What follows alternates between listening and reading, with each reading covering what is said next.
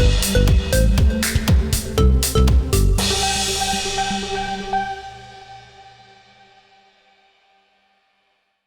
suka bikin konten sama suami nih, itu emang ide sendiri apa gimana nih? Jadi sebenarnya itu ide suami lebih tepatnya, dan ada beberapa konten, bahkan banyak konten yang sebenarnya aku tuh cuma disuruh-suruh. Jadi kayak gini, nanti kamu gini aja ya gitu. Aku tuh nggak dikasih tahu Mbak, itu mau ngapain gitu. Karena aku sempat tanya, kenapa sih kita tuh nggak kayak orang lain kalau bikin konten tuh kasih tahu aku kayak aku mesti gimana. Jadi kan misalkan kan tahu ya, bilang gini, ya nanti nggak natural kalau acting gitu katanya. Jadi seringannya dia tuh cuma kasih tahu, nanti pokoknya kamu gini ya gitu. Oh ya oke gitu. Tapi pernah berantem gak sih kak? Berantem?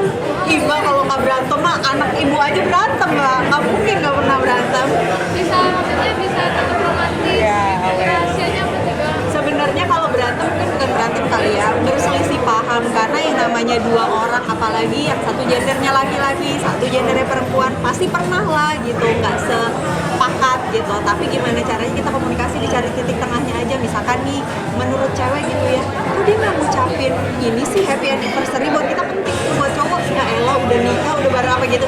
Tapi kan dikomunikasiin, kenapa sih kok kamu berubah dulu nggak begini? Oh berarti itu masih penting gitu. Nah semuanya itu dikomunikasiin aja sih sebenarnya. Jadi kita nanti ketemu titik tengah, karena gimana pun juga kalau kata adik, aku tuh bukan cenayang. Karena menurut aku nih ya, kalau aku mending suruh ngerjain soal matematika 1+1 bisa sama dengan 2.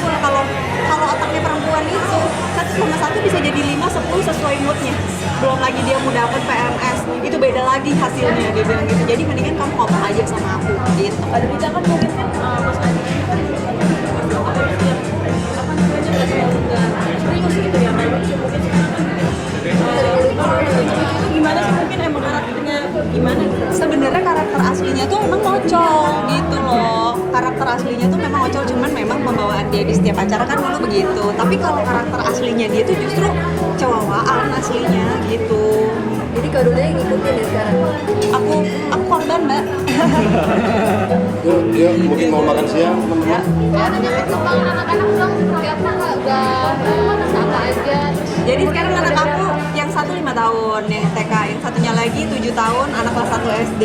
Nah ini kan aku ibu baru nih ya, ibu baru anak SD, ibu baru anak TK, kemarin udah lewat, ini ibu baru anak SD. Jadi sekarang tuh aku baru tahu kalau sekolah-sekolah zaman sekarang itu biasanya adalah anak itu punya PR, ibunya juga punya PR gitu. Jadi gimana caranya sekolahnya anakku ini tuh tugasnya lumayan banyak apa. Jadi kalau misalkan ada tugas-tugas kayak tugas mingguannya, apalagi sekarang nih ujian, itu tuh pasti numpuk banget. Jadi kalau ditanya nih, nggak main sinetron lagi, nggak ini, bentar dulu ya, kalau saya ikutan main sinetron itu sama kayak tutorial menyusahkan hidup saya sendiri.